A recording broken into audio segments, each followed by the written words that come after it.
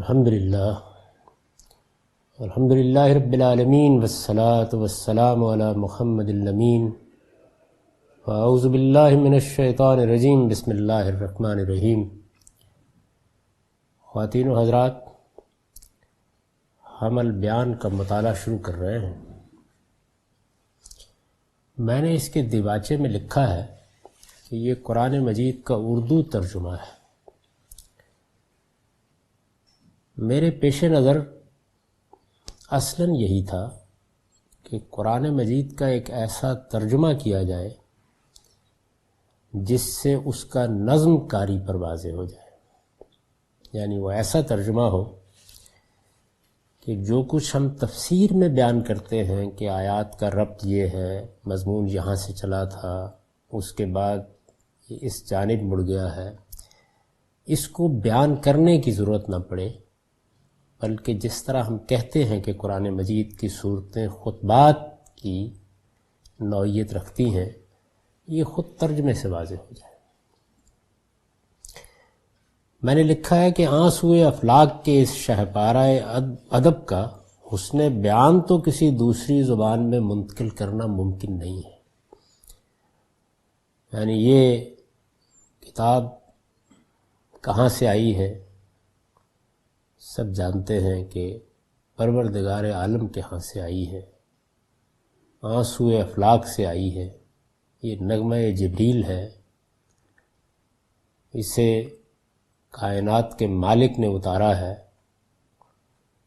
اور یہ ایک شہپارہ ادب ہے۔ یعنی ایسا نہیں ہے کہ ایک سپاٹ تحریر ہے جو ہمیں دے دی گئی ہے، قانون کا بیان ہے جس طریقے سے قانونی کتابیں ہوتی ہیں۔ اس میں جو اسلوب اختیار کیا گیا ہے وہ ادب کا اسلوب ہے، اس سے جو بیان کا حسن پیدا ہوا ہے اس کو آپ آسانی کے ساتھ کسی دوسری زبان میں منتقل نہیں کر سکتے۔ جب کوئی ادب پارہ وجود میں آتا ہے تو اس کی ایک لفظیات ہوتی ہے، اس کے جملوں کی ایک خاص ساخت ہوتی ہے، اس سے لکھنے والے یا بولنے والے کا ایک مخصوص ڈکشن وجود میں آتا ہے، جس کو آپ کہتے ہیں کہ فلاں شخص صاحب طرز ہے۔ قرآن مجید کا بھی اپنا ایک طرز ہے، اپنا ایک اسلوب ہے۔ اور پھر یہ کہ جس طریقے سے یہ کتاب اپنا مدعا واضح کرتی ہے، جس طرح کی لطافت، جس طرح کا بیان کا در و بست، جس طرح کی اسالیب کی ندرت اس میں پائی جاتی ہے، وہ اپنی جگہ ایک جہان مانی اپنے اندر لیے ہوئے ہے۔ اس کو آپ جب کسی دوسری زبان میں منتقل کرتے ہیں تو یہ ایسے ہی ہے کہ جیسے آپ اچھی شاعری کو دوسری زبان میں منتقل کرنا چاہیں، غالب کو، اقبال کو، میر کو، فردوسی کو منتقل کرنا چاہیں، تو یہ آسان کام نہیں ہے۔ میں نے البتہ اس ترجمے میں یہ کوشش کی ہے کہ اس کا مدعا نظم کلام کی رعایت سے اردو زبان میں منتقل کر دوں۔ یعنی جس چیز کو اس ترجمے میں ہدف کی حیثیت حاصل ہے وہ یہ ہے۔ یعنی میری کوشش یہ تھی کہ اردو زبان کے اسالیب کی رعایت ملحوظ رکھتے ہوئے اس طرح سے اس کا مضمون منتقل کیا جائے کہ نظم کلام واضح ہو جائے۔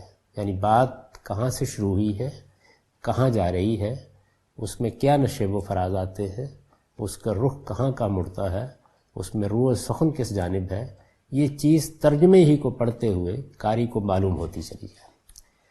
تراجم کی تاریخ میں یہ اس لحاظ سے پہلا ترجمہ قرآن ہے کہ اس میں قرآن کا نظم اس کے ترجمے ہی سے واضح ہو جاتا ہے۔ یعنی امام حمید الدین فراہی نے قرآن مجید کے جس تصور نظم کو واضح کیا، اور میں کئی مرتبہ عرض کر چکا ہوں کہ اس میں اس کے سوا کچھ نہیں ہوا کہ قرآن جس زبان میں نازل ہوا ہے اس زبان کی صحیح اپریسیشن کے ساتھ جب اس کو سمجھا گیا ہے تو اس کا نظم آپ سے آپ نمایاں ہو کے سامنے آ گیا ہے۔ یہ جو نظم ہے اس کو آپ اردو زبان میں جب منتقل کرنا چاہتے ہیں تو آپ کو کیا کرنا پڑتا ہے؟ یعنی آپ قرآن کے اسلوب کو سامنے رکھتے ہیں اور پھر اردو کاری کی ضروریات کو سامنے رکھتے ہیں، اور کچھ الفاظ جو وہاں الفاظ کی صورت میں نہیں ہوتے لیکن ان کا مدعا، ان کا مفہوم وہاں موجود ہوتا ہے، اس کو آپ قوسین میں ادا کر دیتے ہیں۔ تو میں نے یہ لکھا تھا کہ اس کے لیے مزید کسی شرح و وضاحت کی ضرورت نہیں رہتی اگر اس طریقے سے اس کو منتقل کر دیا جائے۔ اس ترجمے پر میں نے حواشی بھی لکھے۔ ترجمے کے حواشی زیادہ تر استاذ امام امین احسن اصلاحی کی تفسیر تدبر قرآن کا خلاصہ ہے۔ یعنی ظاہر ہے کہ یہ کام کسی بڑے فصل کے ساتھ نہیں ہو رہا، یہ استاذ امام کی زندگی میں شروع ہو گیا تھا، اور اس کے کرنے کا باعث بھی یہی چیز بنی تھی کہ تدبر قرآن کا ترجمہ اس چیز کو پیش نظر رکھ کر نہیں کیا گیا۔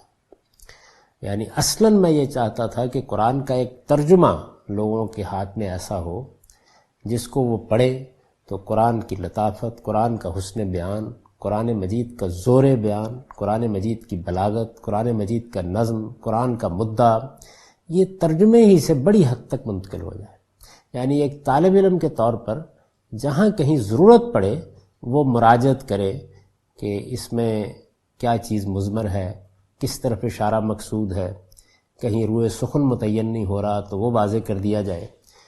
تو یہ چیز چونکہ پیش نظر تھی تو میں نے اس پر مختصر حواشی لکھے ہیں، اور میں یہ عرض کر رہا ہوں کہ چونکہ یہ تدبر قرآن کی تصنیف کے ایک لحاظ سے آخری زمانے ہی میں شروع ہو گئے تھے تو اس وجہ سے اس میں اس کا خلاصہ کر دیا گیا ہے۔ میرا نقطہ نظر جن مقامات پر ان سے مختلف ہے وہ بھی کم نہیں، یعنی قرآن مجید کے بہت سے مقامات ہیں جہاں غور و تدبر کے بعد میں استاذ امام کے نقطہ نظر سے اتفاق نہیں کر سکا۔ اب اس کی ایک صورت تو یہ تھی کہ اگر میں یہ کام نہ کرتا تو ان مقامات سے متعلق اپنی آراء لکھ دیتا، لیکن جب ترجمہ کیا تو پھر یہ کیا کہ ایک طرف خلاصہ کر دیا جائے اور دوسری جانب جہاں جہاں میرا نقطہ نظر مختلف ہے وہاں میں اس کی توضیح بھی کر دوں۔ اہل نظر تقابلی مطالعے سے انہیں خود متعین کر سکتے ہیں۔ یعنی جب آپ کے پیش نظر یہ ہو کہ قرآن مجید کا ابلاغ کرنا ہے تو پھر آپ اس طرح کی چیزوں کی تعیین کے ساتھ انہیں بیان نہیں کر سکتے۔ جو آدمی بھی تقابلی مطالعہ کرے گا اور تدبر و قرآن کو ساتھ رکھ کر ہی پڑھنا چاہیے وہ خود متعین کر لے گا۔ ترجمہ و تفسیر کی کتابوں میں ہر جگہ اس کا اظہار ممکن نہیں ہوتا۔ مجھے امید ہے کہ نظم کلام کے ساتھ قرآن کے اسلوب بیان کا جلال و جمال بھی ارباب ذوق اس ترجمے میں کسی حد تک جلوہ فرما دیکھ سکیں گے۔ یعنی دو چیزوں کو ملحوظ رکھا ہے میں نے، ایک یہ کہ نظم متعین ہو کر سامنے آ جائے، اور دوسرے یہ کہ قرآن کا ایک اپنا انداز ہے بات کرنے کا۔ اردو زبان جس حد تک متحمل ہو سکتی ہے، یا کیوں کہیے کہ کسی بھی زبان کا ترجمہ جس حد تک متحمل ہو سکتا ہے، تو جو شاہانہ کلام ہے، یعنی اس کی اپنی شان ہے، اس کی اپنی لفظیات ہے، اس کا اپنا طرز ہے، یہ اپنے طریقے سے بات کرتا ہے، اس کے اپنے بلاغت کے اسالیب ہیں، یہ بڑی منفرد کتاب ہے۔ تو اس جلال و جمال کو بھی ارباب ذوق محسوس کر سکیں کہ کسی حد تک منتقل ہو گیا ہے۔ تو قدر مجموعہ گل مرغ سحر داند و بس، نہ کہ ہر کو ورق خوان مانی دانست۔ یہ اس کتاب کا تعارف ہے، یعنی یہ کیوں لکھی گئی، اس سے مقصود کیا ہے۔ جب کہ استاذ امام کی تدبر قرآن موجود تھی تو کیا ضرورت پیش آئی کہ ایک نیا کام کیا جائے، اس کو میں نے مختصر طریقے سے اس دیباچے میں واضح کر دیا۔ خلاصہ یہ ہے کہ تدبر قرآن میں اگر ترجمہ اسی نوعیت سے ہوتا تو ترجمے کے لحاظ سے کوئی نیا کام کرنے کی ضرورت نہیں تھی، میں اپنے سامنے کوئی دوسرا کام رکھتا۔ اور جب ترجمہ اس لحاظ سے ہوا تو ایک اور ضرورت یہ سامنے آ گئی کہ تدبر قرآن میں مفصل بحثیں ہیں، یعنی اس میں قاری کے اور قرآن کے درمیان مصنف جگہ جگہ حائل ہو جاتا ہے۔ تو اس کو سامنے رکھ کر میری کوشش یہ تھی کہ نہایت مختصر حواشی لکھے جائیں۔ اس لحاظ سے اگر یہ کام پایہ تکمیل کو پہنچ جاتا ہے تو گویا قرآن مجید کی دعوت کو پہنچانے کے لیے تین چیزیں وجود میں آ جائیں گی۔ ایک یہ کہ جس آدمی کو قرآن کا ترجمہ پڑھنا ہے اسے الگ سے ترجمہ دیا جائے، اس کی تکمیل کے بعد انشاءاللہ وہ ترجمہ الگ سے شائع ہو جائے گا، اس میں اس کا دیباچہ اور مقدمہ ہوگا، اور اس میں صورتوں کا اور ابواب کا تعارف ہوگا، لیکن حواشی نہیں ہوگی۔ یعنی قرآن مجید کا جو ترتیب کا نظم ہے وہ بھی تاکہ واضح رہے اور بس ترجمہ پہنچ جائے، اور سورہ کا تعارف حاصل کر کے عام قاری ترجمہ پڑھنا شروع کر دے. ایک وہ چیز سامنے آ جائے گی. دوسرے یہ کہ پھر اس کے بعد وہ ذرا زیادہ گہرائی سے مطالعہ کرنا چاہتا ہے، یہ جاننا چاہتا ہے کہ قرآن مجید نے جو مدعا بیان کیا ہے اس کے مختلف پہلو کیا ہیں، تو اس کے سامنے البیان آ جائے. اور اگر وہ زیادہ تفصیل کے ساتھ مباحث کو دیکھنا چاہتا ہے تو پھر وہ تدبر قرآن پڑھ لے. تو یوں سمجھ لیجئے کہ اس طرح سے ایک مختصر، ایک متوسط اور ایک مطول تفسیر وجود میں آ جائے. یہ چیز ہے جس کو سامنے رکھ کر یہ کام کیا گیا. اس کے بعد ایک مقدمہ ہے جس میں میں نے یہ واضح کرنے کی کوشش کی ہے کہ آپ جس کتاب کو پڑھنے جا رہے ہیں یہ کتاب ہے کیا. یہاں اس کے اسالیب کو میں نے موضوع نہیں بنایا، وہ انشاءاللہ جب میزان کے اصول و مبادی کا مطالعہ ہوگا تو وہاں بڑی حد تک زیر بحث آ جائیں گے. وہاں جو تدبر قرآن کے مبادی بیان کیے گئے ہیں ان میں بہت وضاحت کے ساتھ میں نے اس پر بحث کی ہے کہ قرآن مجید کی زبان کیا ہے، قرآن مجید کا ادب کس نوعیت کا ہے، قرآن مجید کس صنف کی چیز ہے. یہ سب چیزیں وہاں تفصیل کے ساتھ بیان کر دی ہیں، اور کیونکہ وہ زیر بحث آنے والی ہیں تو اس وجہ سے یہاں میں ان کا حوالہ نہیں دے رہا. یہاں جس چیز کو موضوع بنایا گیا وہ یہ ہے کہ قرآن مجید کا تعارف ہو جائے، یعنی یہ معلوم ہو جائے کہ جس کتاب کو آپ پڑھنے جا رہے ہیں وہ کتاب اپنے مضمون کے لحاظ سے کیا چیز ہے، اپنی ترتیب کے لحاظ سے کس طرح یہ کتاب ہے. یہ تعارف ضروری ہے، کیونکہ اس کے بغیر اگر آپ قرآن مجید کا مطالعہ شروع کر دیں گے تو آپ اپنے ذہنی سانچے کو لے کر جائیں گے، آپ کو اندازہ نہیں ہوگا کہ آپ کیا چیز پڑھنے جا رہے ہیں. میں نے عام طور پر یہ محسوس کیا ہے کہ قرآن مجید کے اس پہلو کو نہ جاننے کی وجہ سے ایک عام آدمی کے ہاتھ میں جب قرآن دیا جاتا ہے تو وہ بعض اوقات خلجان محسوس کرتا ہے. یعنی ہم چونکہ اس بات کے عادی ہوتے ہیں کہ اگر کوئی کتاب پڑھنے جا رہے ہیں تو اس کے اندر مباحث کی ایک ترتیب ہوگی، اس میں مثال کے طور پر توحید پر کوئی خطبہ ہوگا، یا کوئی ایک پہلا مضمون ہوگا، یا کوئی ایک باب ہوگا، پھر رسالت پر گفتگو ہوگی، پھر ہو سکتا ہے کہ دین کے اور مباحث ہوں. قرآن مجید اس نوعیت کی کتاب نہیں ہے. یہ کس طرح کی کتاب ہے؟ میں نے بحث بات سمجھانے کے لیے کئی مرتبہ یہ عرض کیا ہے کہ مثال کے طور پر آپ شیکسپیئر کو پڑھنا چاہتے ہیں تو شیکسپیئر کیا کرتا ہے، یعنی اس کے پیش نظر جن مباحث کو دوسروں تک پہنچانا ہے اس کے لیے وہ تمثیل کا اسلوب اختیار کرتا ہے. یہ میں محض بات سمجھانے کے لیے مثال دے رہا ہوں. یعنی آپ دیکھتے ہیں کہ ایک تمثیل ہے جس کے کردار ہیں، جس میں کردار ایک دوسرے سے گفتگو کر رہے ہیں، ایک پس منظر نمایاں ہوتا چلا جاتا ہے، تو جو کچھ بھی اس کو کہنا ہے اسی طرح کہہ رہا ہوتا ہے. قرآن مجید میں بھی آپ کو اسی نوعیت کی صورتحال سے سابقہ پیش آتا ہے. یعنی قرآن مجید کو جب اس کے مضمون کے لحاظ سے آپ دیکھتے ہیں تو جو سب سے نمایاں چیز آپ کے سامنے آتی ہے وہ ہے جس کو میں نے اس مقدمے کے پہلے جملے میں بیان کیا ہے، اور وہ یہ ہے کہ اپنے مضمون کے لحاظ سے قرآن ایک رسول کی سرگزشت انذار ہے. اس کا کیا مطلب ہے؟ اس کا مطلب یہ ہے کہ اللہ تعالیٰ نے ایک رسول کو مبعوث فرمایا. محمد بن عبداللہ صلی اللہ علیہ وسلم اللہ کے نبی بھی تھے اور اللہ کے رسول بھی تھے. یعنی اللہ کے نبی تھے اس لحاظ سے کہ اللہ کی ہدایت لے کر آئے تھے، انسانوں کی اصلاح کے لیے اللہ تعالیٰ نے جو شریعت نازل کی ہے وہ ان تک پہنچانے کے لیے آئے تھے، اور دوسری جانب وہ رسالت کے منصب پر بھی فائز تھے. رسالت کے منصب پر فائز ہونے کا مطلب یہ ہے کہ وہ اپنی قوم کے لیے خدا کی عدالت بن کر آئے تھے. یعنی نبوت یہ ہے کہ خدا کا پیغام پہنچا دیا جائے، دین کی دعوت پیش کر دی جائے، لوگوں کو ایمان و اخلاق کے بارے میں متنبع کر دیا جائے، شریعت کے کچھ احکام پہنچانا مقصودت ان کا ابلاغ کر دیا جائے. یہ نبوت ہے. یعنی خدا سے وحی پائی، نبوت کے منصب پر کسی شخصیت کو فائز کیا گیا اور اس نے خدا کی ہدایت پہنچا دی. اور اس سے اگلی چیز کیا ہے؟ کسی قوم کو خبردار کیا گیا کہ میں تمہاری طرف خدا کا رسول بن کر آ گیا ہوں، مجھے تمہارا فیصلہ کرنا ہے. یعنی یہ سب دنیا کس اصول پر بنائی گئی ہے؟ یہ اس اصول پر بنائی گئی ہے کہ یہاں اللہ تعالیٰ نے ایک امتحان برپا کر رکھا ہے جس کا فیصلہ قیامت میں ہونا ہے. تو رسول آ کے وہ فیصلہ اسی دنیا میں کرتا ہے جس قوم کی طرف آتا ہے۔ اب ظاہر ہے کہ یہ فیصلہ کس طرح ہوتا ہے؟ رسول اپنی قوم کو خبردار کرتا ہے، اس تک خدا کا پیغام پہنچاتا ہے اور اس کو یہ کہتا ہے کہ میں سائل کی درخواست لے کر نہیں آیا۔ ایسا نہیں ہے کہ میں دروازے پر آؤں گا اور آ کے اپنی استدعا پیش کروں گا، مانے یا نہ مانے کوئی، میں چلا جاؤں گا۔ نہیں، میں خدا کے سفیر کی حیثیت سے آیا ہوں، اور میری بات اگر نہیں مانی جائے گی تو پھر میں تطہیر کروں گا، یعنی ماننے والوں کو اور نہ ماننے والوں کو الگ الگ کروں گا۔ ماننے والوں کو جیسے قیامت میں جزا ملنی ہے اسی طرح دنیا میں بھی ایک درجے کی جزا ملے گی، اور نہ ماننے والوں کو جیسے قیامت میں عذاب سے دوچار ہونا ہے وہ دنیا میں ایک عذاب سے دوچار ہوں گے۔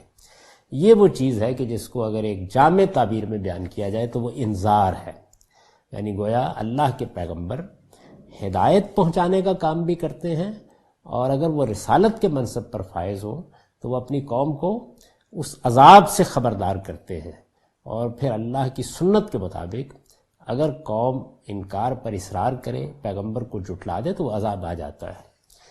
تو یہ چیز ہے جس کو انذار سے تعبیر کیا جاتا ہے۔ قرآن کیا ہے؟ وہ ایک رسول کی سرگزشت انذار ہے، یعنی ایک رسول کی بعثت ہوئی ہے، اس نے یہ سب کچھ کیا ہے، قرآن میں اس نے جیسے کیا ہے اس کو ویسے ہی محفوظ کر دیا گیا ہے۔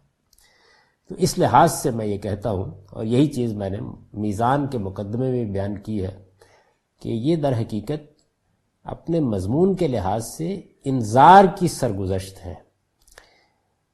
شاید یہ تعبیر اس سے پہلے چونکہ کبھی اختیار نہیں کی گئی تو لوگوں کو اجنبی لگے، اس وجہ سے اس کی بہت شر و بست کے ساتھ تفہیم حاصل کر لینی چاہیے، یعنی اس سے مدعا کیا ہے یہ جاننا بہت ضروری ہے، ورنہ آپ قرآن مجید کس نوعیت کی کتاب ہے اس کو سمجھ نہیں سکیں گے۔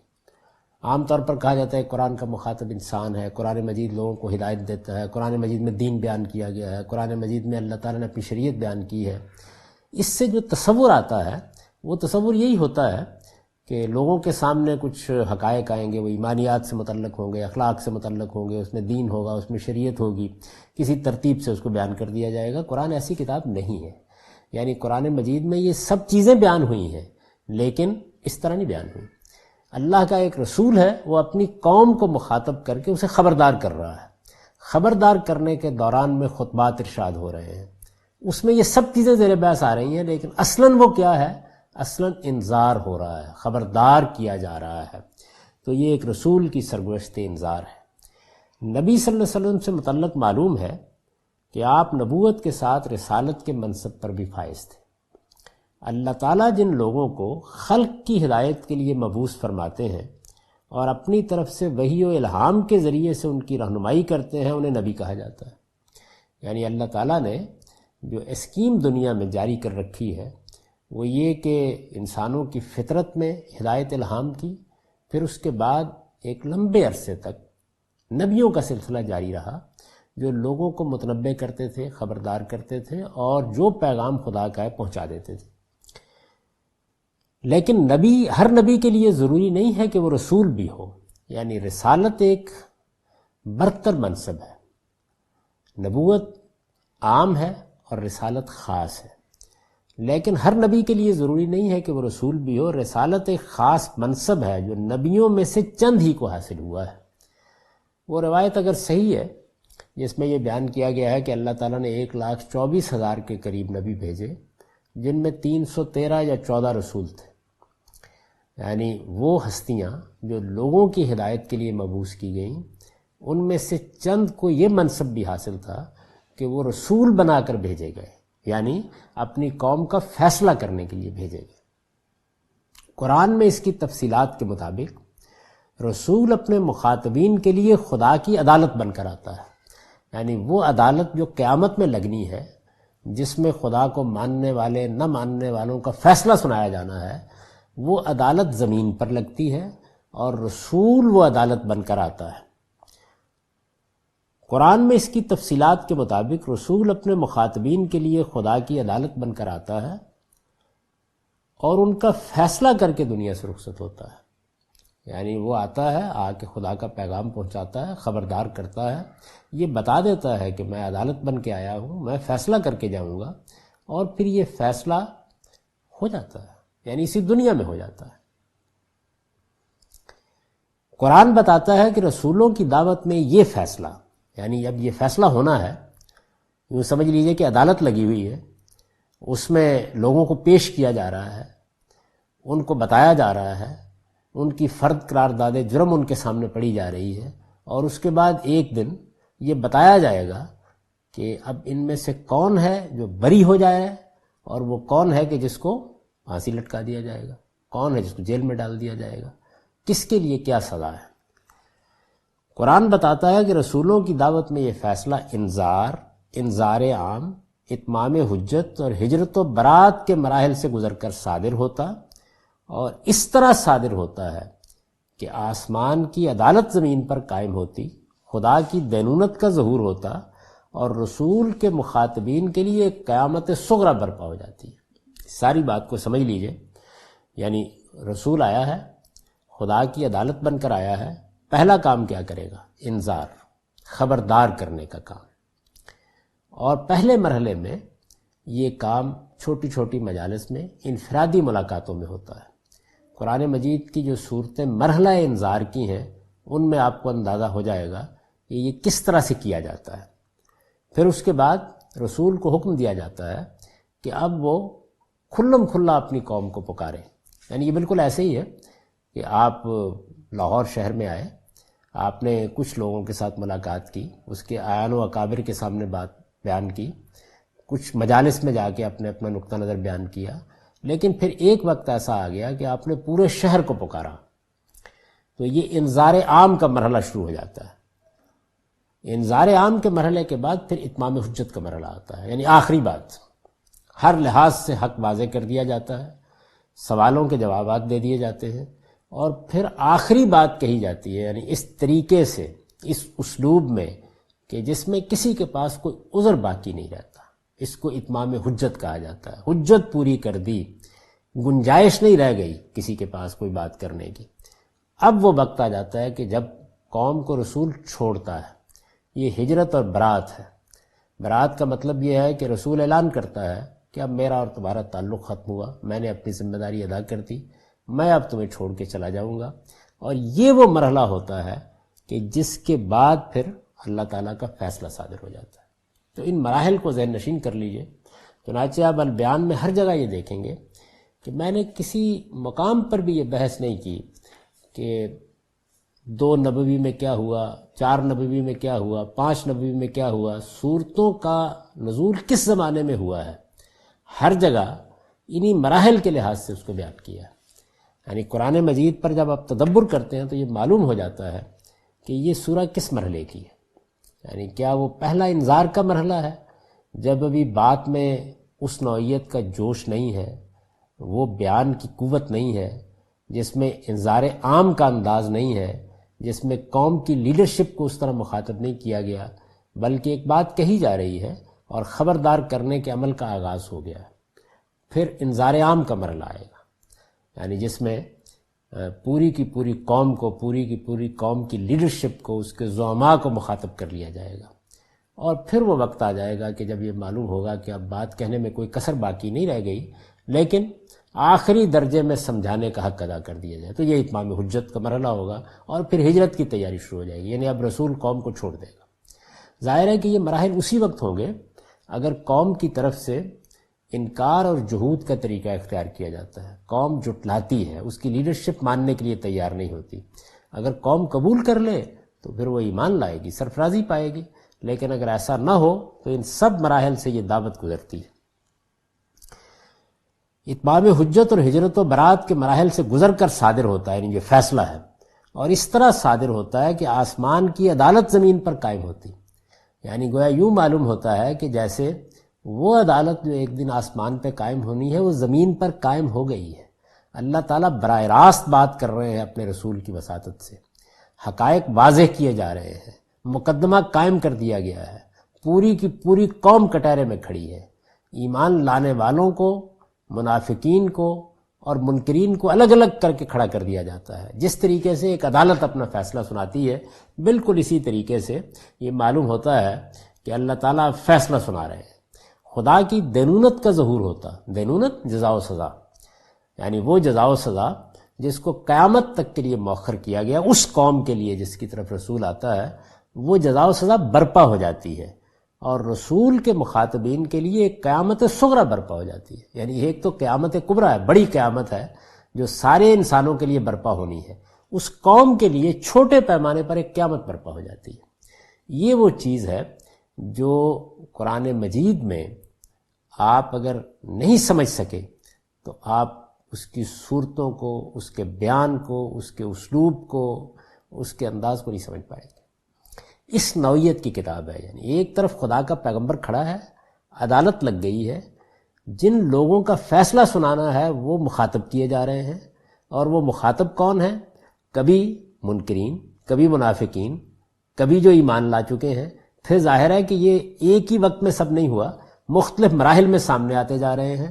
ان کو مخاطب کر کے ان کی طرف بات پہنچائی بھی جا رہی ہے، ان کے سوالوں کے جواب بھی دیے جا رہے ہیں، ان کو خدا کا دین بھی بتایا جا رہا ہے، ان کی تطہیر بھی ہو رہی ہے، ان کا تزکیہ بھی ہو رہا ہے، ان کو پاکیزگی کی تعلیم بھی دی جا رہی ہے، اور انہیں بتایا بھی جا رہا ہے کہ کیا ہونے والا ہے، یعنی انجام کیا ہونے والا ہے، نتیجہ کیا نکلنے والا ہے، اس سے انہیں خبردار بھی کیا جا رہا ہے. یہ سارے مراحل جب گزر جاتے ہیں تو اس کے بعد فیصلہ سامنے آ جاتا ہے. یعنی پہلے بتا دیا جاتا ہے کہ کیا فیصلہ ہوگا، اور پھر وہ فیصلہ اپنی تمام تفصیلات کے ساتھ نمایاں ہونا شروع ہو جاتا ہے. اس کو میں نے اس سے تعبیر کیا ہے کہ پھر ایک قیامت صغریٰ برپا ہو جاتی ہے.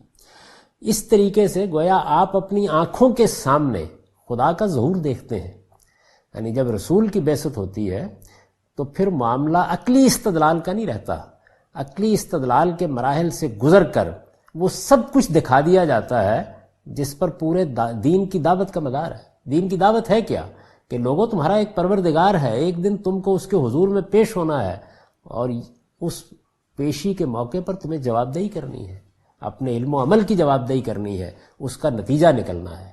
وہ نتیجہ یا جنت کی صورت میں نکلے گا یا جہنم کی صورت میں نکلے گا. یہ جو چیز ہے یہ پوری کی پوری چھوٹے پیمانے پر اس قوم کے لیے آنکھوں سے دکھا دی جاتی ہے کہ رسول آیا، اس نے دعوت دی، پیغام پہنچایا، ہر سوال کا جواب دیا، مطمئن کرنے کی پوری کوشش کی، ہر پہلو سے حجت تمام کی.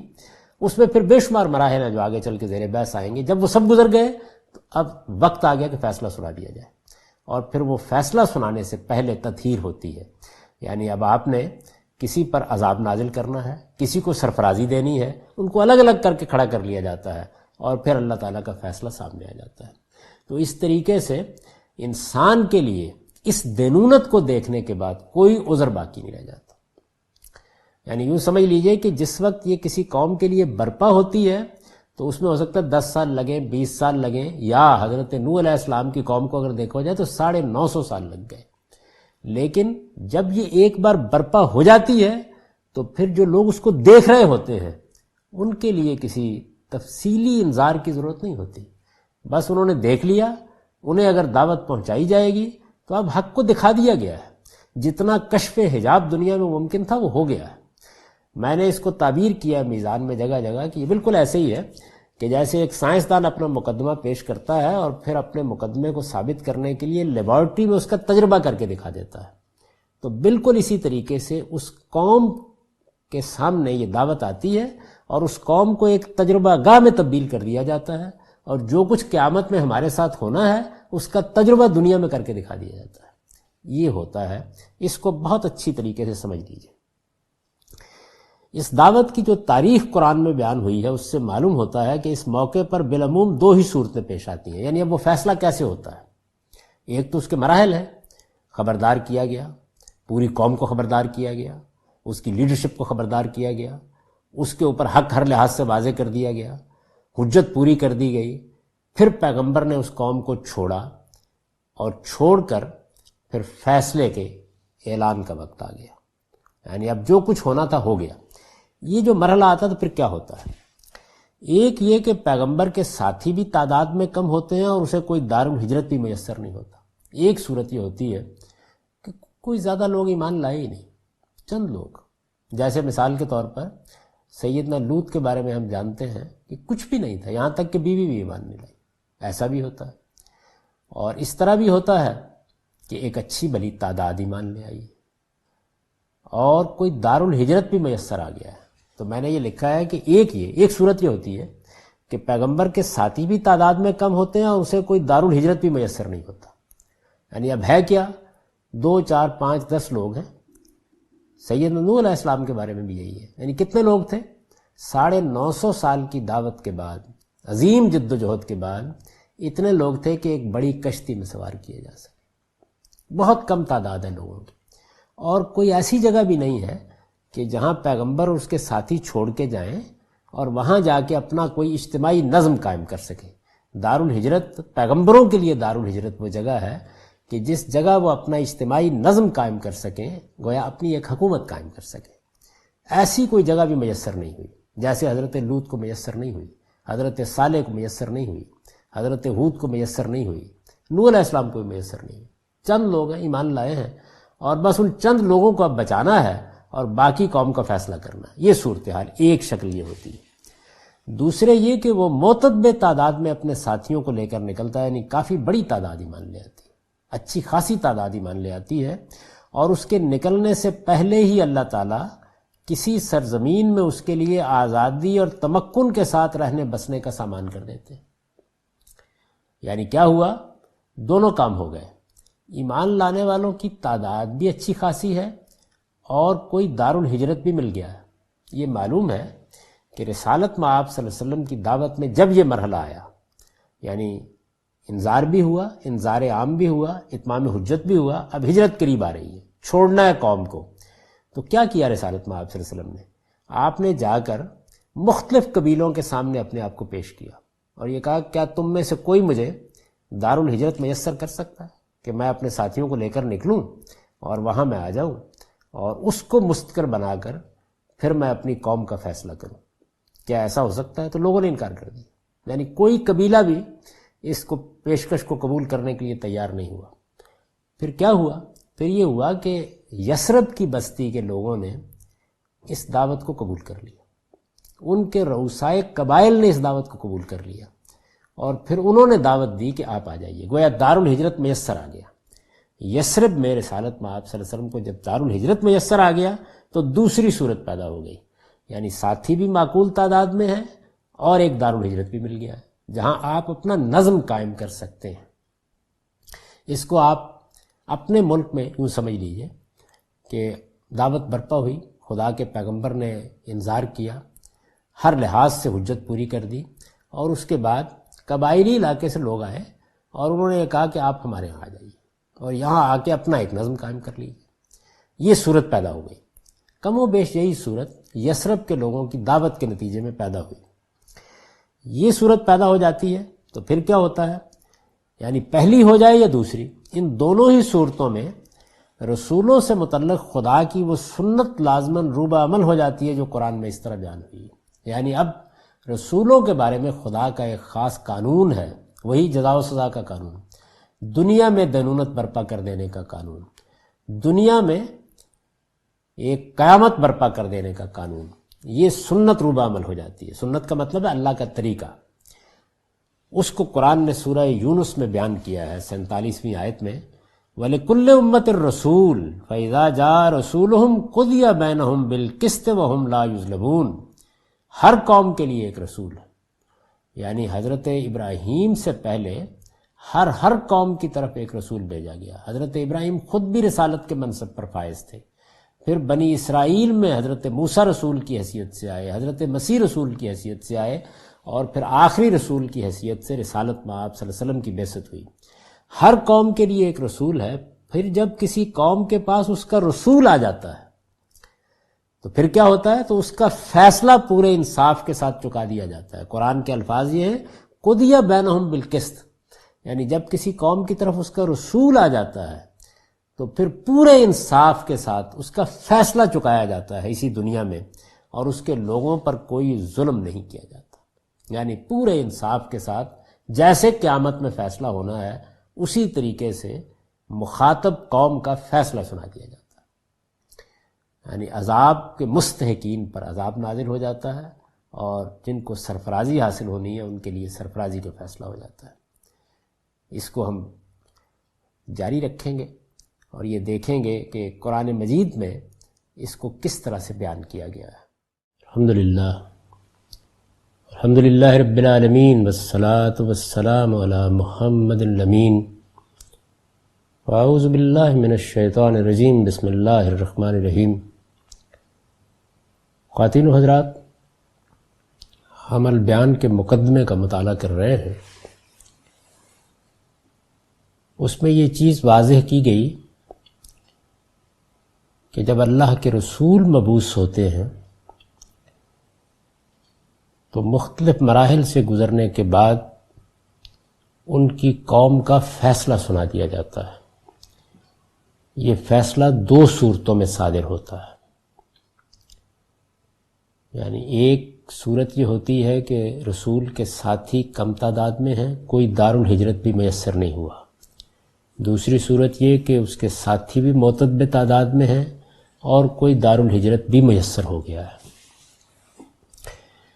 تو میں نے لکھا ہے کہ پہلی صورت میں، یعنی پہلی صورت کون سی ہے؟ جس میں ساتھی بھی کم تعداد میں ہے، کوئی دارالہجرت بھی نہیں میسر ہوا۔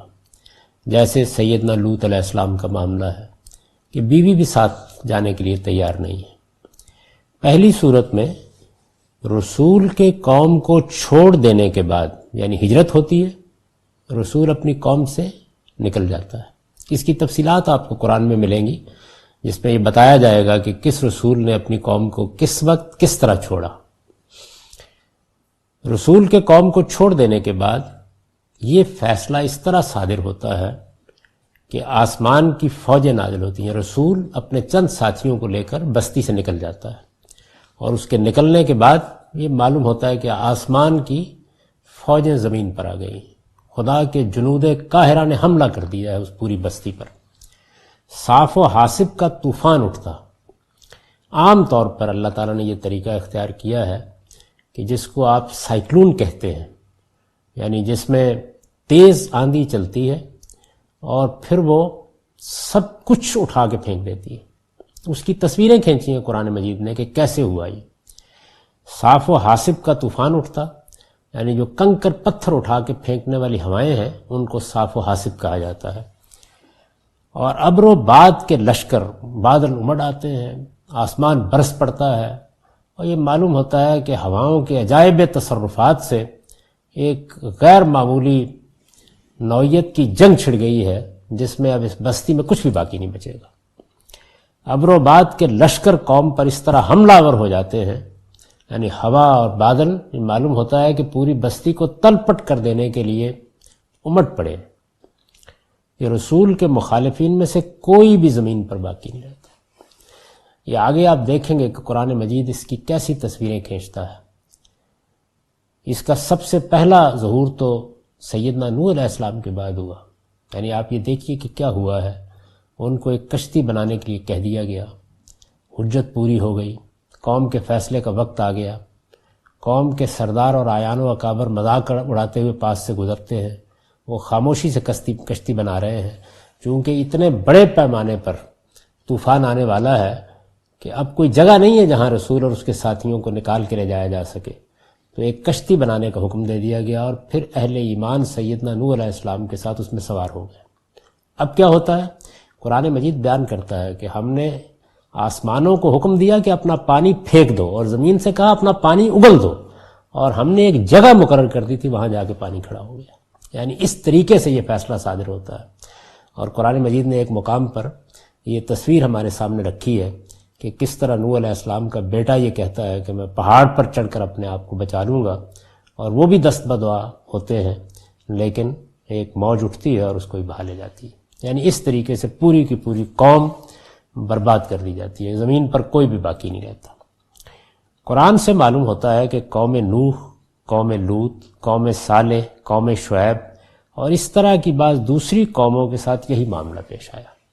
چنانچہ قرآن مجید ان قوموں کی سرگزشت سناتا ہے، جگہ جگہ سناتا ہے، یہ بتاتا ہے کہ ان کے پیغمبروں نے کیا بات آ کر کہی، کس طرح انذار کیا، کیسے انذار عام ہوا، کس طرح اتمام حجت ہوا، پھر کس طریقے سے فیصلہ سنایا گیا، آخری الٹیمیٹم کیسے دیا گیا۔ کسی قوم سے کہا گیا 2 دن 3 دن، کسی کے لیے اونٹنی نامزد کر دی گئی، اور پھر جیسے ہی پیغمبر اور اس کے ساتھی باہر نکلے تو یہ معلوم ہوا کہ زمین و آسمان سب کے سب ایک بستی پر ٹوٹ پڑے. یہ صورتحال ہوتی ہے. اس سے مستثنا صرف بنی اسرائیل رہے، جن کے اصلاً توحید سے وابستہ ہونے کی وجہ سے سیدنا مسیح علیہ السلام کے ان کو چھوڑنے کے بعد ان کی ہلاکت کے بجائے ہمیشہ کے لیے مغلوبیت کا عذاب ان پر مسلط کر دیا گیا. اب یہاں اللہ تعالیٰ نے ان قوموں کے لیے ایک رعایت رکھی ہے جو اصلاً خدا کی ماننے والی قومیں ہیں، توحید پر ان کا ایمان ہے، لیکن پیغمبر کے انذار کے بعد آمادہ سرکشی ہو گئی. ان کی سب سے نمایاں مثال بنی اسرائیل ہے. بنی اسرائیل کا معاملہ عام اقوام کا نہیں ہے. یعنی بنی اسرائیل وہ قوم ہے جس کو اللہ تعالیٰ نے دوسرے مرحلے میں، پہلا مرحلہ تو وہ ہے کہ جس میں ہر قوم کی طرف اللہ کے رسول آئے. دوسرے مرحلے میں اللہ تعالیٰ نے حضرت ابراہیم کی اولاد کو منتخب کیا کہ اب یہ پوری کی پوری ذریت ابراہیم، دوسرے لفظوں میں کہیے ایک پوری قوم اس کے لیے تیار کی گئی کہ یہ نبوت کا فریضہ انجام دے. یہ وہ خصوصی منصب ہے جو بنی اسرائیل کو حاصل ہوا. تو اس منصب پر فائز ہونے اور توحید سے وابستہ ہونے، کیونکہ یہ قرآن نے ضمانت دے دی ہے کہ جس طرح یہاں کے عذاب میں توحید زندگی کی ضمانت بن جاتی ہے، بالکل اسی طرح قیامت میں بھی یہ فرمایا ہے نا کہ میں سارے جرائم کو معاف کر سکتا ہوں اپنے اصول قانون کے مطابق، لیکن شرک کو معاف نہیں کروں گا. تو وہاں پر بھی یہی صورتحال ہے.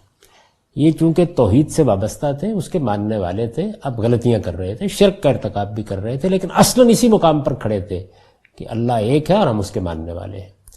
جو جرائم کر رہے تھے ان پر جب متنبع کیا گیا، اور خاص طور پر سیدنا مسیح علیہ السلام نے متنبع کیا اور ان پر آخری حجت تمام کی اور یہ ماننے کے لیے تیار نہیں ہوئے، تو پھر عذاب کا فیصلہ کیا گیا. ان کے لیے سیدنا مسیح علیہ السلام کے بعد جب عذاب کا فیصلہ کیا گیا تو ان کی خصوصی حیثیت بھی پیش نظر ہے اور توحید سے ان کی وابستگی بھی پیش نظر ہے. دونوں کو سامنے رکھ کے ان کو زمین سے مٹا نہیں دیا گیا، بلکہ یہ کہا گیا کہ اب قیامت تک اللہ تعالیٰ نے مسیح علیہ السلام کے ماننے والوں کو ان پر غلبہ عطا فرما دیا ہے. یعنی یہ ان کے محکوم ہو کر رہیں گے. تو گویا جو اللہ کا فیصلہ صادر ہوتا ہے، جس طرح آپ کہتے ہیں نا کہ فلاں مجرم کو سزائے موت اور فلاں کو عمر قید، تو ان کے لیے عمر قید کی سزا ہوئی ہے. یعنی ان کو محکوم اور مغلوب کر کے قیامت تک باقی رکھا جا رہا ہے. اور اس طرح گویا خدا کی دینونت اور خدا کے فیصلے کا یہ زندہ نمونہ ہے. اس کی تفصیلات پر ہم آگے بحث کریں گے کیونکہ یہ سورہ بقرہ میں زیر بحث آ رہی ہے. یہ ایک صورت ہے، پہلی صورت یہ ہوتی ہے. دوسری صورت میں عذاب کا یہ فیصلہ رسول اور اس کے ساتھیوں کی تلواروں کے ذریعے سے نافذ کیا جاتا ہے. یعنی اب رسول کے ساتھی بھی اچھی تعداد میں ہیں اور ان کو کوئی دارالہجرت بھی میسر آ گیا ہے جہاں ان کا باقاعدہ ایک نظم قائم ہو گیا ہے، جس کو آپ جدید اصطلاح میں حکومت سے تعبیر کر سکتے ہیں. تو پھر ان کو کہا جاتا ہے کہ اب تمہاری تلواروں کے ذریعے سے وہ عذاب آئے گا جو طوفانوں سے پہلے آیا کرتا تھا. اس کو قرآن مجید نے بیان کیا ہے کہ یعذبہم اللہ بایدیکم، یعنی اللہ کے فرشتوں کے ہاتھ سے جو عذاب آتا تھا اب وہ اہل ایمان کے ہاتھ سے آئے گا. اس صورت میں قوم کو کچھ مزید مہلت مل جاتی ہے. رسول اس عرصے میں دارالہجرت کے مخاطبین پر اتمام حجت بھی کرتا ہے. اب دارالہجرت میں جہاں آ گئے ہیں وہاں بھی کچھ لوگ ہوں گے، تو اتمام حجت کا ایک دوسرا مرحلہ شروع ہو جاتا ہے، جیسے کہ یثرب میں ہوا. یعنی رسالت میں آپ صلی اللہ علیہ وسلم نے اپنی قوم قریش مکہ پر اتمام حجت کیا، ہجرت کی، یثرب میں آئے، اور پھر یہاں یہود آباد تھے، اوس و خزرج کے قبائل آباد تھے، ان پر اتمام حجت شروع ہو گیا. اپنے اوپر ایمان لانے والوں کی تربیت اور تطہیر و تزکیہ کے بعد انہیں اس معرکہ حق و باطل کے لیے منظم بھی کرتا ہے. یعنی اب چونکہ عذاب فرشتے نہیں لائیں گے، اب سائیکلونی طوفان نہیں اٹھے گا، اب پانی کو حکم نہیں دیا جائے گا کہ وہ نکلے اور آسمان اپنا پانی اگل دے اور زمین اپنا پانی اگل دے اور ایک پوری قوم غرقاب کر دی جائے. اب ان لوگوں کے ہاتھ سے عذاب یا سزا کا نفاذ ہونا ہے. تو اس وجہ سے اب کیا ہے کہ ان کی تربیت کی جائے، ان کا تطہیر تزکیہ کیا جائے، ان کو پہلے تیار کیا جائے. تطہیر و تزکیہ کا مطلب ہے یعنی کھوٹ دور کر کے پاکیزہ انسان بنایا جائے، اور پھر ایک حق و باطل کا مارکہ برپا ہونا ہے. یعنی ایک طرف حق ہے، دوسری جانب باطل ہے. اور دارالہجرت میں اپنا اقتدار بھی اس قدر مستحکم کر لیتا ہے. یعنی اب یہ بھی ضروری ہے کہ چونکہ انسانوں کے ذریعے سے یہ معاملہ ہونا ہے تو وہاں پر حکومت مستحکم ہو جائے. یعنی ایسا نہ ہو کہ جس گروہ کے ذریعے سے اقدام کیا جا رہا ہے اس کا اپنا مرکز خطرے میں پڑ جائے تو اس کو محکم کر لیا جاتا ہے کہ اس کی مدد سے وہ منکرین کے استیصال اور اہل حق کی سرفرازی کا یہ مارکہ سر کر سکے.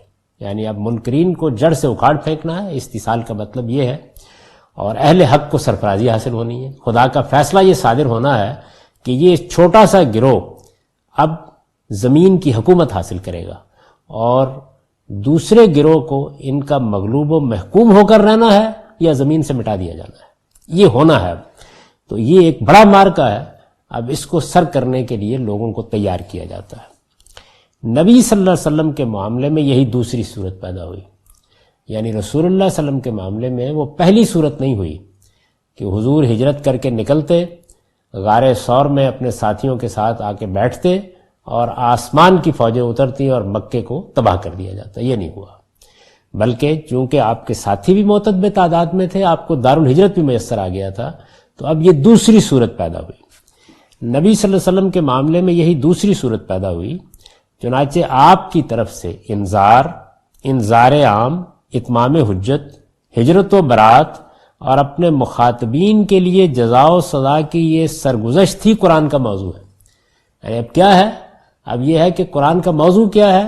انذار ہو رہا ہے، انذار عام ہو رہا ہے، اتمام حجت کا مرحلہ آ گیا ہے، ہجرت کا موقع آ گیا ہے، قوم کو چھوڑنا ہے اب، اور پھر مخاطبین کے لیے فیصلہ سنایا جا رہا ہے، جزا و سزا برپا ہو رہی ہے. تو یہ سارے مراحل ذہن نشین کر لیجئے. یعنی انذار، خبردار کرنے کا عمل شروع ہو گیا. 2-3 سال اگر تاریخ کو آپ پڑھیں تو یہ معلوم ہوتا ہے کہ یہی صورت رہی. انذار عام کا مرحلہ شروع ہو گیا. رسول اللہ صلی اللہ علیہ وسلم کو حکم دیا گیا کہ اب آپ اٹھیے اور اپنی پوری قوم کو، اس کے سرداروں کو کھلم کھلا مخاطب کیجیے، علانیہ دعوت دیجیے، میدان میں کھڑے ہو جائیے اور اب بتائیے ان کو کہ ان کے ساتھ کیا معاملہ ہونے والا ہے. اس کے بعد پھر ظاہر بحث تمیز شروع ہوتی ہے. اللہ تعالیٰ اپنا پیغام پہنچانے کے لیے پیغمبر کو طرح طرح کے اسالیب میں اپنی دعوت دیتے ہیں. وہ لوگوں کے سامنے پڑھی جاتی ہے، پھر ان کے سوالوں کے جواب دیے جاتے ہیں، ان کے عذرات کا کلا کما کیا جاتا ہے. تو ایک گویا اتمام حجت کا مرحلہ شروع ہو جاتا ہے. پھر اس کے بعد آپ دیکھیں گے قرآن مجید میں کہ ہجرت و برات کا موقع، یعنی اب فیصلہ ہو گیا ہے کہ رسول کو چھوڑ دینا ہے. یہ بھی کوئی 2-3 سال یہ مرحلہ جاری رہا ہے اگر آپ تاریخ کا مطالعہ کریں. اور یہ معلوم ہوتا ہے کہ اس کے بعد پھر جب دارالہجرت میں میسر ہوا تو اب گویا مخاطبین کے لیے جزا و سزا کا فیصلہ ہو رہا ہے. یعنی اب اللہ تعالیٰ نے سزا دینے کا عمل بھی شروع کر دیا ہے اور جزا دینے کا عمل بھی شروع کر دیا، یہاں تک کہ پھر 10 سال کے عرصے میں یہ سارا عمل بھی پایہ تکمیل کو پہنچ گیا. یہ جو ساری سرگزشت ہے، یعنی انذار ہونا ہے، انذار عام ہونا ہے، مخاطبین پر حجت تمام ہونی ہے، ہجرت اور برات کا مرحلہ آنا ہے، یہ جو سب کچھ ہے یہ ایک سرگزشت ہے، یہ ایک کہانی ہے. یہ قرآن کا موضوع ہے.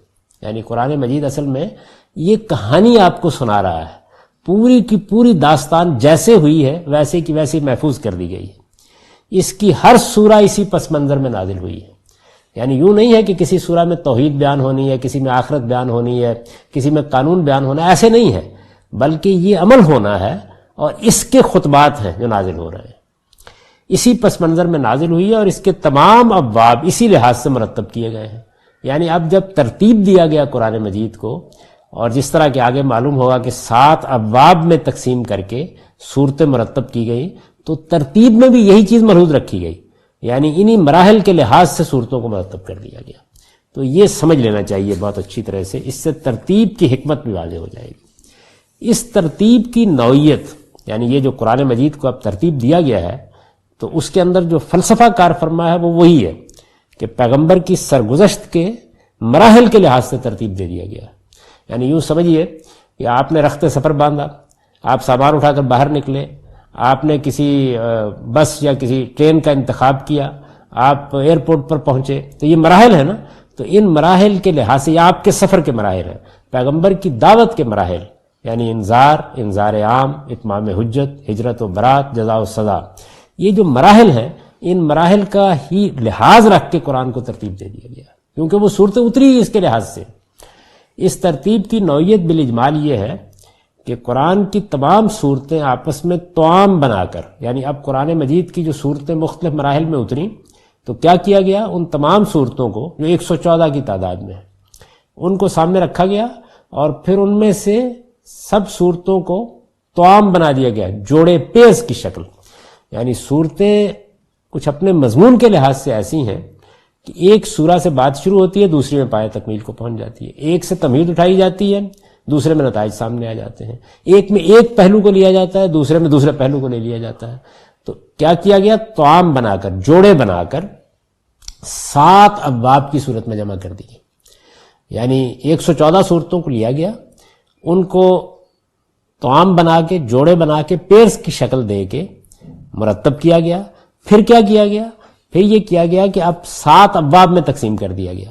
یعنی وہی مراحل سامنے رکھے گئے، اور ایک باب میں وہ ایک طریقے سے پایہ تکمیل کو پہنچ گئے، دوسرے میں دوسرے طریقے سے، تیسرے میں تیسرے طریقے سے، اس طرح ان کو مرتب کر دیا گیا.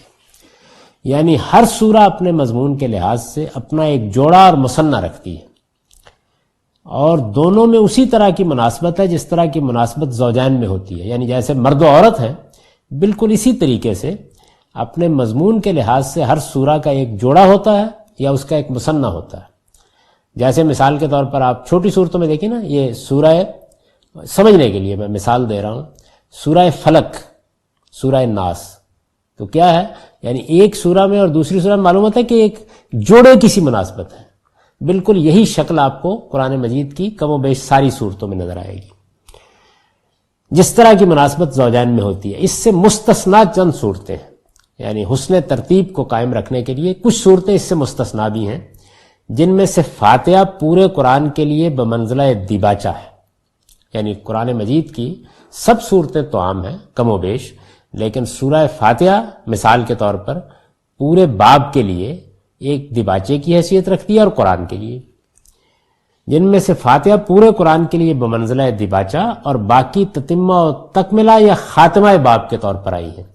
یعنی جس طرح سورہ فاتحہ ایک دیباچے کے طور پر الگ ہے، اور آگے پھر 4 صورتیں ہیں جن میں سے بقرہ، آل عمران توام، اسی طرح نساء اور مائدہ توام. یعنی جوڑے آگے 2 ہیں، 4 صورتوں میں 2 جوڑے بنا دیے گئے ہیں، اور شروع میں ایک سورہ منفرد ہے، سورہ فاتحہ، اس لیے کہ قرآن شروع ہو رہا ہے تو اس کا ایک دیباچہ ہے، اس کی ایک ابتدا ہے جس سے وہ شروع کیا گیا ہے.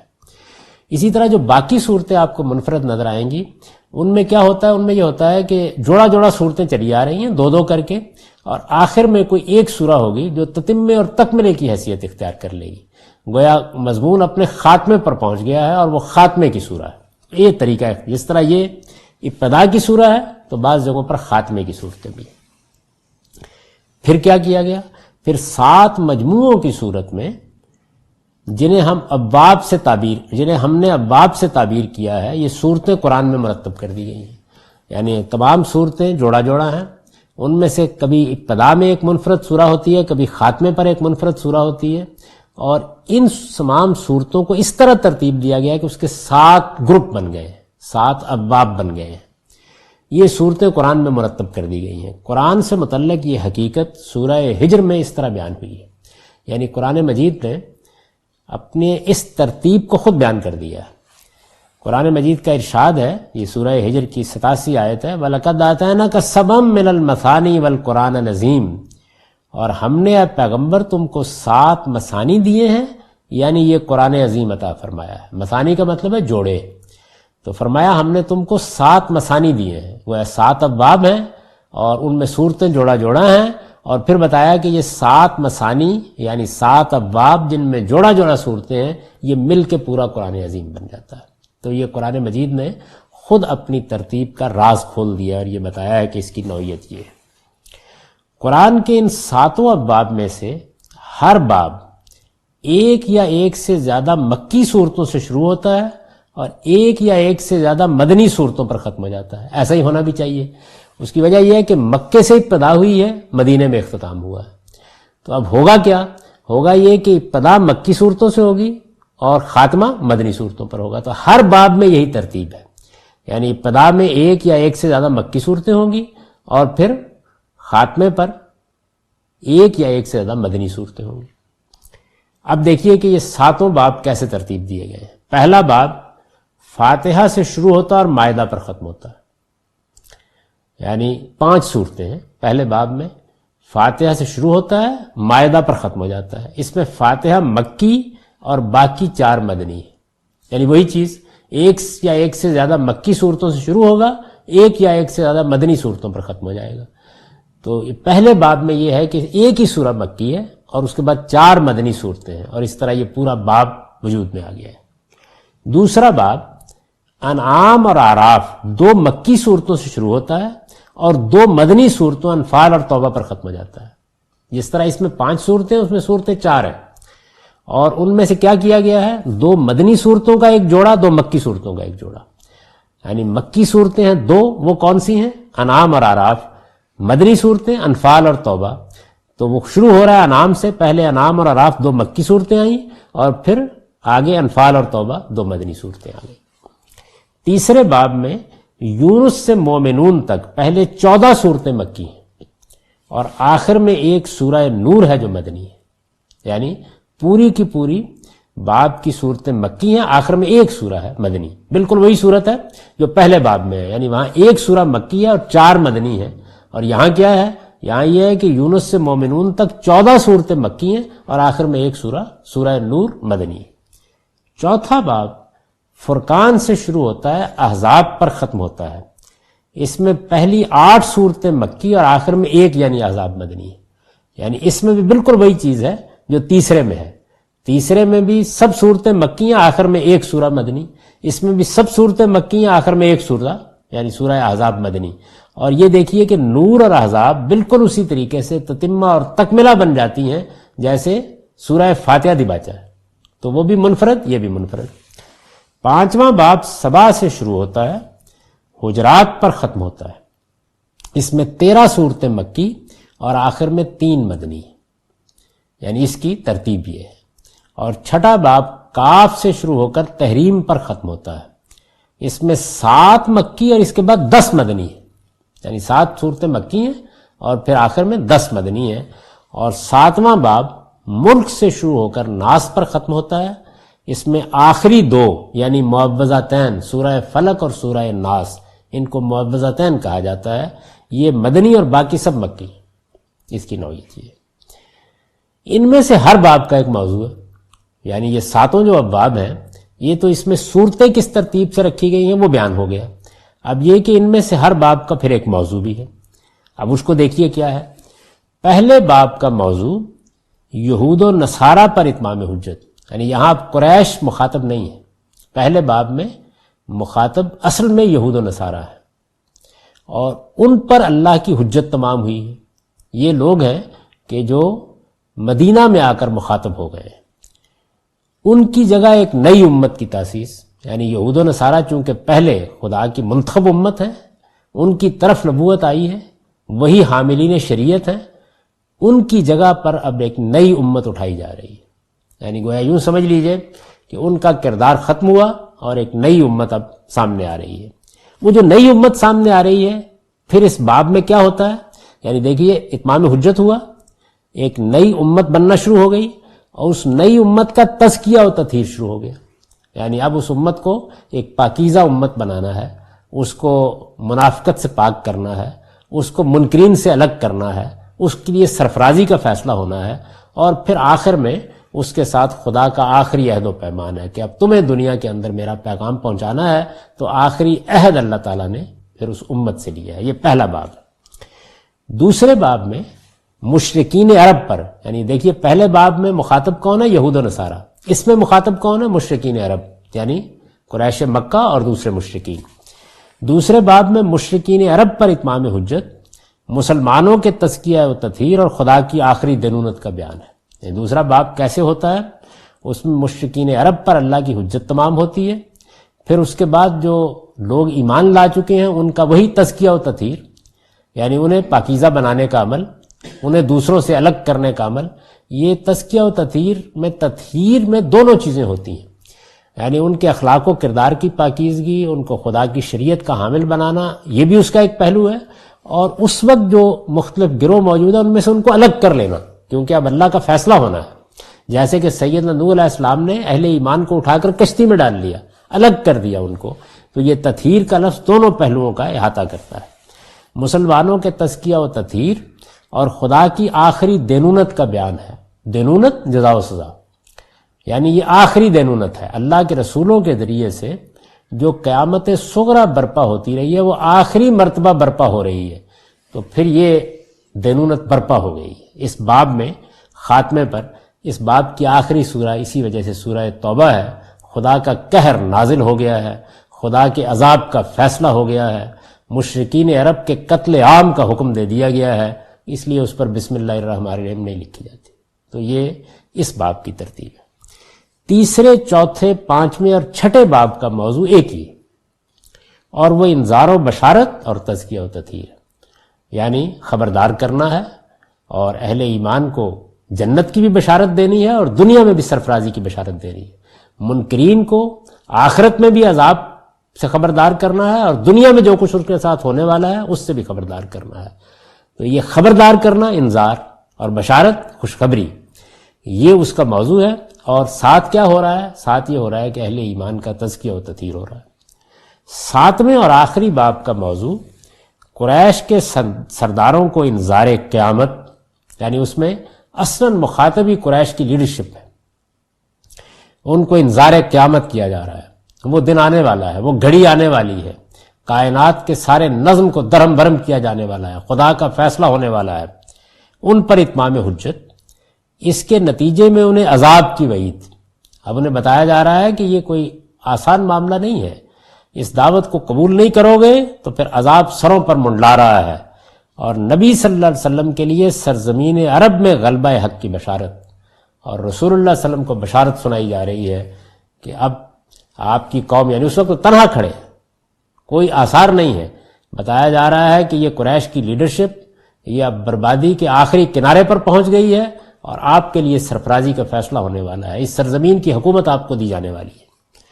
اسے ہم مختصر طریقے پر محض انذار و بشارت سے بھی تعبیر کر سکتے ہیں، یعنی یہ اس کی تفصیل کر دی ہے۔ آپ یہ کہہ سکتے ہیں کہ اس کا موضوع بھی اصل میں انذار و بشارت ہے۔ ایک طرف منکرین کو خبردار کر دیا گیا ہے آخری درجے میں کہ تمہارے ساتھ کیا ہونے والا ہے، اور دوسری جانب رسالت میں آپ صلی اللہ علیہ وسلم کو بشارت دی جا رہی ہے کہ آپ کو کیا سرفرازی حاصل ہونے والی ہے۔ ان میں سے پہلے باب کو الگ کر لیجئے تو قرآن میں ان کی ترتیب خاتمے سے ابتدا کی طرف ہے۔ اب قرآن نے کیا ہے؟ دو گروہ ہو گئے ہیں، یعنی ایک یہود و نصارہ ہیں، ان پر اتمام حجت ہے اور نتیجہ نکلنا ہے، دوسری طرف مشرکین عرب ہیں، ان پر اتمام حجت ہے اور نتیجہ نکلنا ہے، تو دو گروہ ہیں۔ تو اب کیا یہ گیا ہے کہ پہلے باب کو لے کر اس کو بھی دوسرے باب میں جا کر آخری نتیجے تک پہنچا دیا ہے، اور باقی تمام ابواب کو بھی اس طرح ترتیب دیا گیا ہے کہ وہ ترتیب خاتمے سے ابتدا کی طرف بن گئی ہے۔ یعنی یوں سمجھ لیجئے کہ جیسے آگے چل کر میں اس کی مثال دی ہے کہ جیسے آپ نے ایک احرام بنا دیا، ادھر سے آپ گئے اور چوٹی پر پہنچ گئے، ادھر سے گئے تو چاندی چوٹی پر پہنچ گئے۔ ان میں سے پہلے باب کو الگ کر لیجئے تو قرآن میں ان کی ترتیب خاتمے سے ابتدا کی طرف ہے، چنانچہ ساتواں باب انذار و بشارتی پر مکمل ہو جاتا ہے۔ پیچھے سے دیکھیے، اس کے بعد چھٹے کے بعد پانچویں کے بعد چوتھے اور تیسرے باب میں انذار و بشارت کے ساتھ تزکیہ و تطہیر کا مضمون بھی شامل ہو گیا، یعنی پہلے انذار و بشارت پر بات ختم ہو گئی، پھر اب آگے جو اب باب آئے وہ کون سا ہے؟ چھٹا، پانچواں، چوتھا اور تیسرا، چار اب باب میں انذار و بشارت کے ساتھ کس مضمون کا اضافہ ہوا؟ تزکیہ و تطہیر کے مضمون کا اضافہ ہو گیا۔ پھر دوسرا اور اس سلسلے کا آخری باب ہے، یعنی ادھر سے پہلے کے بعد دوسرا اور ادھر سے آپ آئے تو سب ابواب کے بعد آخری باب، تو پھر دوسرا اور اس سلسلے کا آخری باب ہے جس میں پیغمبر کا انذار اپنے منتہا کو پہنچتا ہے، یعنی اب گویا کلمینیشن کو پہنچ گئی بات، لہذا اتمام حجت اور تزکیہ و تطہیر کے ساتھ، یعنی اس باب میں بھی اتمام حجت ہوا ہے، اس میں بھی تزکیہ و تطہیر ہوا، لیکن اس میں مخاطبین کے لیے آسمان کی عدالت کا وہ فیصلہ بھی سامنے آ جاتا ہے جسے ہم قیامت سے پہلے خدا کی آخری دینونت سے تعبیر کرتے ہیں۔ اس باب میں ادھر والوں کے لیے بھی فیصلہ سامنے آ گیا ہے اور ادھر والوں کے لیے بھی خدا کا فیصلہ سامنے آ گیا ہے۔ یعنی فیصلہ کیا ہے؟ اہل ایمان کے لیے سرزمین عرب کی بلکہ دنیا کی بادشاہی، اور منکرین کے لیے تباہی، محکومیت اور استیصال، خاتمہ کر دیا گیا ان کا۔ تو یہ آخری دینونت ہے، آخری جزا و سزا ہے جو دنیا میں برپا ہوئی، اور اب اس کے بعد قیامت کی جزا و سزائی برپا ہوگی۔ آخری مرتبہ، چونکہ رسول اللہ صلی اللہ علیہ وسلم پر نبوت ختم ہو گئی، تو آخری مرتبہ یہ واقعہ، یعنی خدا زمین پر قیامت برپا کرے، یہ آخری مرتبہ رسالت مآب صلی اللہ علیہ وسلم کے ذریعے سے ہوا۔ پہلا باب اس لحاظ سے بالکل الگ ہے کہ مشرکین عرب کے بجائے وہ یہود و نصارہ کے لیے خاص ہے۔ یعنی پہلے باب کی یہ خصوصیت ہے کہ باقی تمام ابواب مشرکین عرب پر اتمام حجت کر رہے ہیں، وہی رسول اللہ کی قوم ہے اصل میں، اور یہ جو پہلا باب ہے وہ اس لحاظ سے بالکل منفرد ہو جاتا ہے کہ اس کے مخاطب یہود و نصارہ ہیں، ان پر اس میں اتمام حجت کیا گیا ہے۔ لیکن قرآن کی ابتدا سے دیکھیے تو یہ بھی تزکیہ، یہ بھی اتمام حجت اور تزکیہ و تطہیر کے بعد سورہ توبہ میں دینونت کے مضمون سے بالکل اسی طرح مربوط ہو جاتا ہے جس طرح اوپر کے ابواب اور خاتمے سے ابتدا کی طرف آئیے تو ترتیب سعودی سے مربوط ہو جاتے ہیں۔ ترتیب سعودی الٹی ترتیب، یعنی ادھر سے نیچے سے اوپر آئیے، ادھر سے آپ اوپر جائیے، تو اوپر جا کے آپ سورہ توبہ میں مل جاتے ہیں کہ وہاں یہود و نصارہ کا بھی فیصلہ سنا دیا گیا ہے اور مشرکین عرب کو بھی فیصلہ سنا دیا گیا ہے۔ لہٰذا دوسرا باب گویا ایک ذروہ سنام ہے، یعنی جیسے اونٹ کا کوہان ہوتا ہے تو سنام اونٹ کے کوہان کو کہتے ہیں، اور ذروہ اس کا جو اوپر کا کنارہ ہے، تو لہٰذا دوسرا باب گویا ایک ذروہ سنام ہے جہاں دونوں طرف سے ایک ہی مضمون، محض اس فرق کے ساتھ کہ مخاطبین تبدیل ہو گئے ہیں، اپنے نقطہ کمال تک پہنچتا اور ختم ہو جاتا ہے۔ یعنی ادھر سے بھی وہی مضمون شروع ہوا اور وہاں جا کے اپنے نقطہ کمال کو پہنچ گیا، ادھر سے بھی وہی مضمون شروع ہوا اور وہاں جا کے اپنے نقطہ کمال کو پہنچ گیا۔ تو کیا بن گئی؟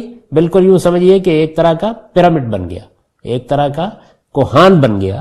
قرآن مجید میں ابواب کی ترتیب اس طرح ہے۔ اس سے واضح ہے کہ دوسرے باب سے آگے ترتیب نزولی کا طریقہ پہلے باب کے لیے ربط کی اسی ضرورت کے پیش نظر اختیار کیا گیا ہے۔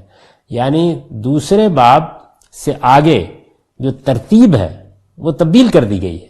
وہ ترتیب کیوں تبدیل کی گئی ہے؟ یعنی اس میں مضمون اوپر سے نیچے اترنا شروع ہو گیا ہے، اس لیے کہ اسی طریقے سے اس کو مرتب کر کے یہاں پہنچا دینا۔ پہلا باب اس ترتیب میں، اب یہ سوال پیدا ہوا کہ پہلے باب کو مقدم کیوں کیا گیا؟ یعنی یہ بھی تو ہو سکتا تھا کہ جو ابواب آخری ابواب ہیں وہ ادھر سے آتے، اس کے بعد یہ باب آتا اور پھر سورہ توبہ والا باب آ جاتا۔ تو پہلا باب اس ترتیب میں مقدم اس لیے ہوا ہے کہ حاملین قرآن اب اولاً اسی کے مخاطب ہے، یعنی ایک امت بن گئی ہے، اس امت کو وہی کام کرنا ہے جو بنی اسرائیل نے کیا تھا، تو اس وجہ سے پہلے باب کو مقدم کر دیا گیا ہے، اس لیے کہ ہماری دعوت، ہماری شریعت، ہمارے پیغام، ہماری ذمہ داری، ہمارے منصب شہادت کے ساتھ اصلاً اس کا تعلق ہے۔ یعنی جو باقی ابواب ہیں وہ تو نہ ماننے والوں کو مخاطب کر رہے ہیں، ماننے والوں کو کیا کرنا ہے ان کے لیے اصل خطاب اسی باب میں ہے، تو اس کو مقدم کر دیا گیا۔ انذار و بشارت اور اتمام حجت کا مضمون، یعنی جو مضامین ہیں وہ کیا ہیں؟ انذار، بشارت، اتمام حجت۔ پہلے باب کو چھوڑ کر بالعموم مکیات اور تزکیہ و تطہیر کا مضمون مدنیات میں بیان ہوتا ہے۔ یعنی مضامین کیا ہیں قرآن کے؟ یعنی یا انذار ہو رہا ہوگا، بشارت ہو رہی ہوگی، یا اتمام حجت ہو رہا ہوگا، یا ہجرت و برات کے مراحل آ رہے ہوں گے۔ تو مکیات میں یعنی مکی صورتوں میں یہ مضامین زیادہ تر بیان ہوتے ہیں، اور جو مدنیات ہیں، مدنی صورتیں ہیں، ان میں تزکیہ اور تطہیر کے مضامین زیادہ تر بیان ہوتے ہیں۔ تزکیہ و تطہیر کا مطلب میں سمجھا چکا، یعنی اس کے اندر یا تو شریعت دی جائے گی، مسلمانوں کو پاکیزہ زندگی کے لیے کیا چیزیں اختیار کرنی ہیں ان کی تعلیم دی جائے گی، انہوں نے جو غلطیاں اس وقت کی ہیں ان غلطیوں پر انہیں متنبہ کیا جائے گا، اور ان کو الگ کیا جائے گا منافقین سے، منکرین سے، تاکہ خدا کا فیصلہ سامنے آئے۔ لیکن یہ دونوں باب بھی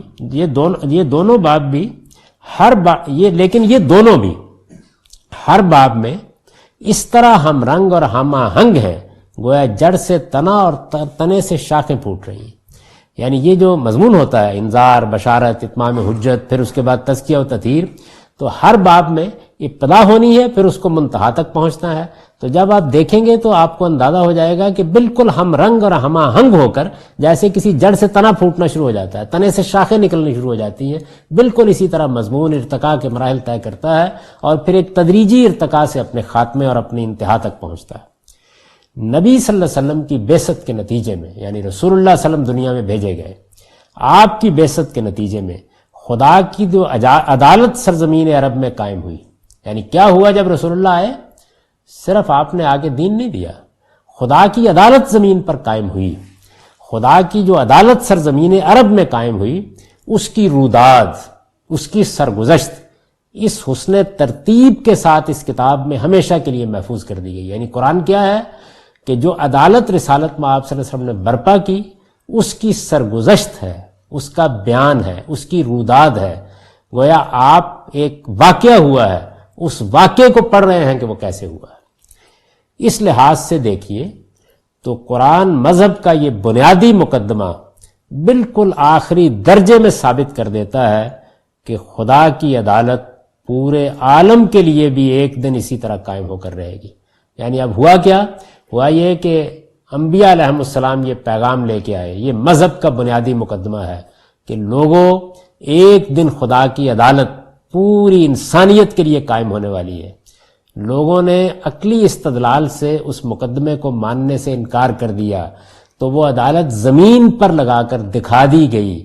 قرآن مجید اس عدالت کی سرگزشت ہے، اور اس طرح گویا جس طرح ایک سائنسدان اپنی لیبارٹری میں تجربہ کر کے آپ کو بتا دیتا ہے کہ میں کیا کہہ رہا ہوں، قرآن نے آخرت کے اس مقدمے کو اسی طرح ثابت کر دیا۔ یہ البیان کا مقدمہ ہے جو یہاں پایہ تکمیل کو پہنچ گیا۔ اس کے بعد ہم پہلے باب کا مطالعہ شروع کریں گے۔ اقول قولی ھذا واستغفر اللہ لی ولکم ولسائر المؤمنین۔